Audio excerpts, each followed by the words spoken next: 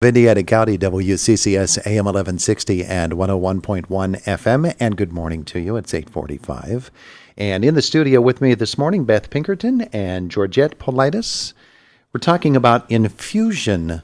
What is it? They are, of course, the experts in it. So let's talk about them. First of all, Beth, let's talk to you first. Okay. And tell me about Infusion. What is Infusion? Is it called Infusion Therapy? Yes, that's our department's name. Okay. It's Infusion Therapy.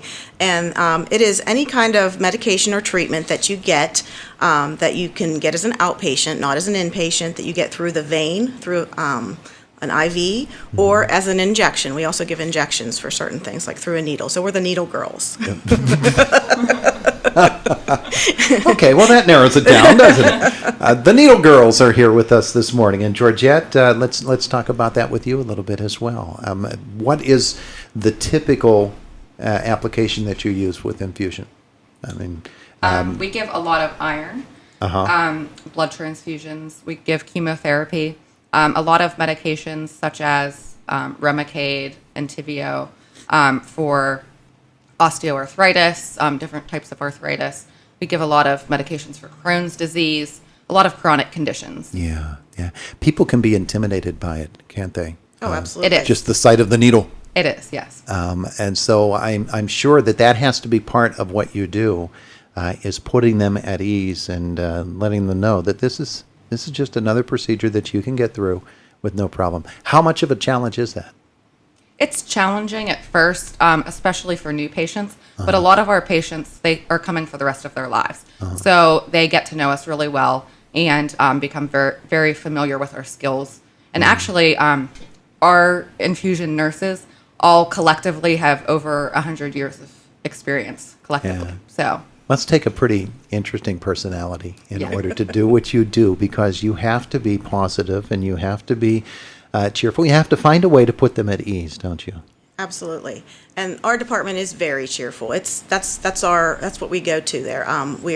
We laugh a lot, we joke around. Once people get comfortable with us, we have a lot of fun in there. And it's a nice, bright department. It's actually a very big infusion therapy department comparatively. Some of the places, even in Pittsburgh, have much less seating area than we do. We have 7 chairs. It's a big open area.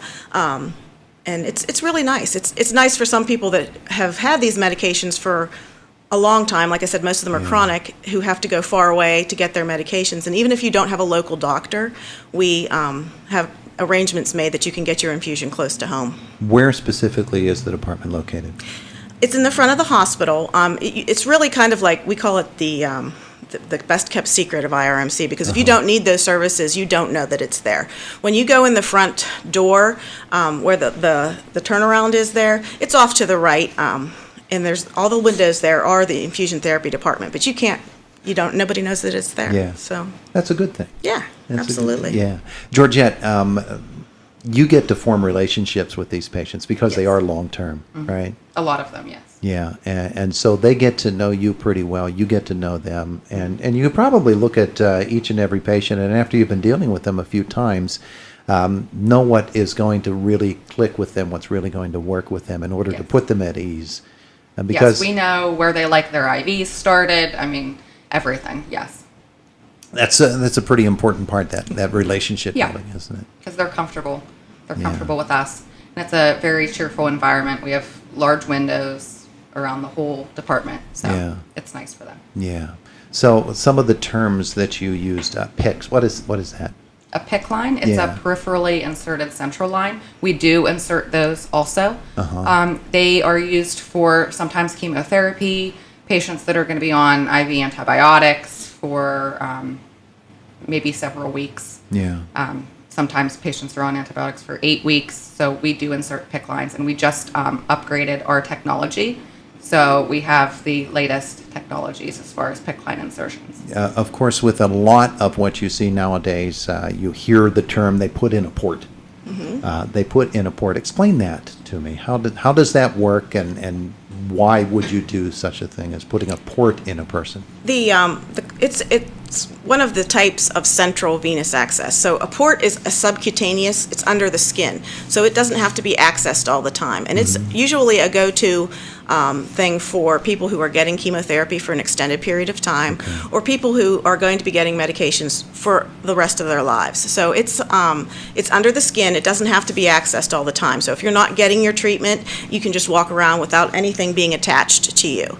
So when you come into our department, it's a sterile procedure. You clean it off and you access the needle it's usually in the chest, one side of the chest. And then the PICC line is outside the arm. It's typically on the inner aspect of your upper arm, and it can stay in up to a year, but it's also a central access. Yeah. There's one other term, a midline. What is that? What is a midline? Yes, we recently started inserting midlines also.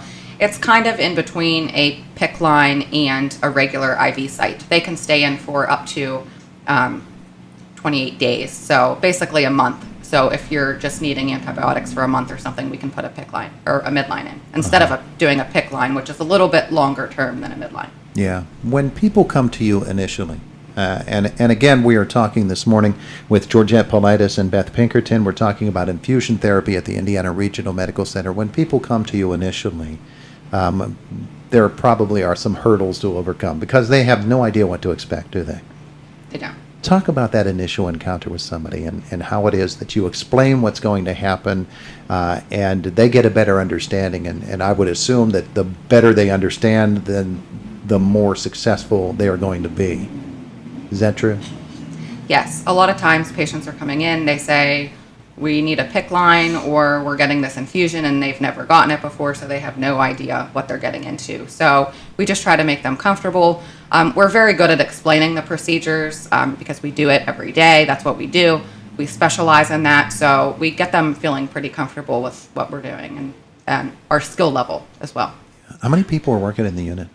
We have 6 RNs that work most of the time, 3 part-time and 3 full-time. And then we have 2 casual RNs that work mostly like the weekends. All of us are part of the IV team of the hospital too, so we're all, have special skills in the IV insertion so that we can make it a little bit easier for people who are difficult at getting IVs. You know, we start them all day long, so that's, the more you do it, the better you get. So. Yeah, I'm sure. And I'm sure it's not an easy thing to just, you don't just pick up and do this. It takes some very specialized education, yes? It does, and it's I always say sometimes it's good, you need to be good, but you also need to be lucky, and sometimes, you can get a feel for it, and you just, some people are intimidated by it, and it makes it more difficult to get the IV insertion, but if you learn what you need to do, the angles, all the different tricks to get the veins to cooperate, then that's, experience is the best thing. Yeah, I remember an ER visit a while back, just recently, as a matter of fact, where just couldn't get a line started down in the ER. And no matter what they tried, they just couldn't get the vein. And so they said, let's call upstairs. And somebody came down, and I watched with amazement as, in seconds. And it really pointed out that it's a really specialized thing in order to do what it is that you do. It really is interesting to me to watch, just to watch how it is done.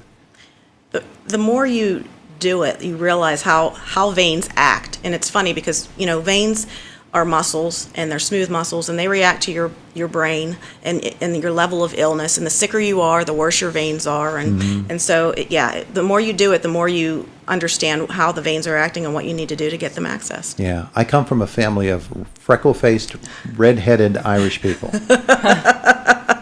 and I was told that it's really difficult with freckle-faced, red-headed Irish people in order to get the veins. It's very true. Listen, I've grown up, my hair's not that red now, but I've been a freckled, pale, complected redhead my whole life, and I was in a car wreck, and it took them 7 sticks to get I'm a hard stick. And I think that's part of why I wanted to do it, because you want to minimize that. People are like, why would you want to start IVs? Why would you want to poke people with needles?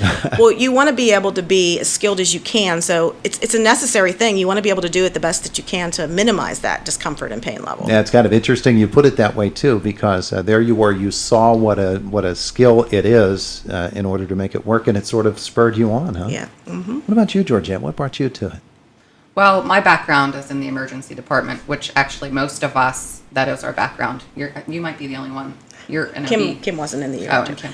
But most of us, started in the ER, and we have, like I said, many, many years of experience of just doing IVs. That's the only way that you get good at them. Yeah. Is just doing them. So infusion therapy at IRMC, who knew it was such a big, strong department full of wonderful people?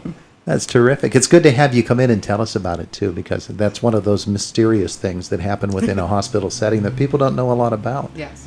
Yeah, terrific. All right, so when folks come to you, it's by referral from their specialist, or I would guess some specialist most of the time. Specialist or their regular family physician Their family can order some physician will do medications that also, as well. yes. Yeah.